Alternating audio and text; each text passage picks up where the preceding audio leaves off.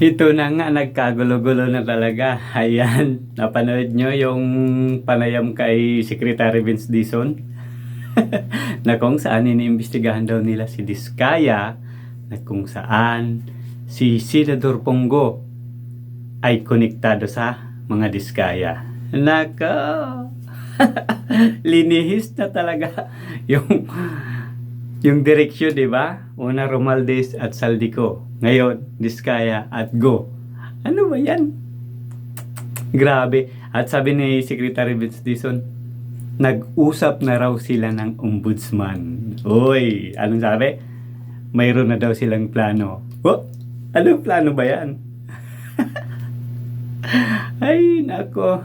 Grabe, sa halip na mag-focus kayo doon sa mga nandyan na, yung mga binanggit na, imbestigahan ninyo. Wala eh.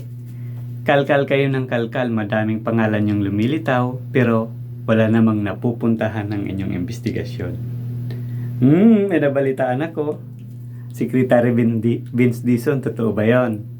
Konektado ka rin daw sa mga kontraktor ng floodway control. Oy, hindi ako may sabi niyan. Si Congressman Libeste. Ikaw daw at o kaya yung team mo ay konektado sa mga kontraktor ng flood control. Yan ba yung dahilan? Kaya nililihis nyo yung investigasyon at itinuturo papunta sa ibang tao. Nako, nagiging maganda yung takbo nito. Magkakagulo talaga to. Kayo guys, ano sa tingin nyo? Paki-comment naman dyan sa baba para pag-usapan natin.